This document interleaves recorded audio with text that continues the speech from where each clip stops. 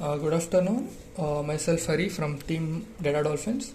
So this is our problem statement: wildlife classifier challenge, and we have used the dataset given here itself. So first off, I'll show you the proposed solution.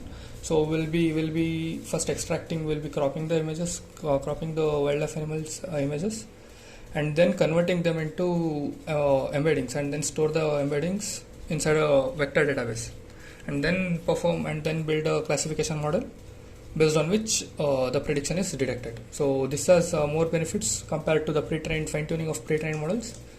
Like I've mentioned in the PPT, it's more efficient. It can store get back to me. It can store and retrieve information much faster, and scalability. In case of pre-trained model, there might be more of work involved when we want to add additional classes. Let's say right now we have trained for only 6 classes. Let's say in future implementations, I want to have 6 more classes. At that time, using a pre-trained model would be more inefficient, because we need to train again and again. But in vector database case, I can just give the images, and all the pipelining has been done. Just giving the images will be sufficient. So it will be cropping the images for of the animal, and then converting it to embeddings, and then performing all the models. And accuracy also will be way better. Unlike pre-trained model, this won't have the issue of overfitting if there is a more data set. But better the data and more the data, more accurate will be the results. So solutions, all this I'll just walk you through the code itself. So first off, I need to crop the images. This is the given data set of the foxes and animals. Like you can see, it's not just the fox. If I give the entire image itself as embeddings, it will even consider the background itself. Even the background will be considered for embeddings, and it will be less accurate. So what we can do is we can just crop the images.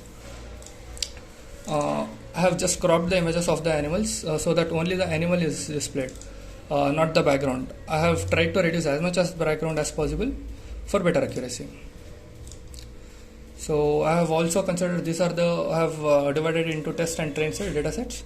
I have divided it into test and train dataset, and I have considered some samples where there are some not normal images, if I have to say. Like this image is not complete image, as the background is kind of there is no much of image, and here the lion itself is not, it doesn't have the features of a lion. It has the features of a lion, but the color gradients, it's like a shadow, if I have to say. And here I have a weird looking hyena, and here there's an underwater tiger. These are some of the samples that I have considered from the dataset that was given. So that based on this, I have divided the dataset into test and train, 80-20 split that is. And here are some of the samples in the test split for giving it to the model and getting back the results. So I'll walk you through the code itself once. So here is the code, and first I have this is for the crop. I won't get in details of the crop video, I won't get into the details of the crop program, but as you can see, I have used the pill image for cropping and YOLO for detection. So yes, this is the cropping, and for embedding I have used the Inception ResNet V1. That's our ResNet 50. So I have created the embeddings and stored them as a pickle file. And here comes the ChromaDB. This is for storing the vector database of all the cropped images embeddings. So embeddings here the created embeddings here are then stored here, and here, and I've stored the embeddings, and I've also performed the query on each and query on the test set, and have got the accuracy of 97%. And this is for 70-30 split. And this is the main model itself.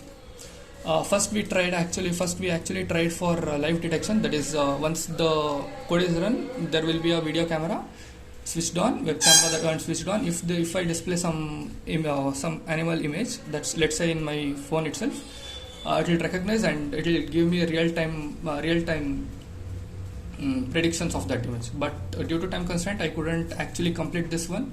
I left it halfway and I have just done this. This is for just I'll pass these sample images of these new sample images into these are all in test set. I'll pass them into the model and I'll see what is the accuracy of it.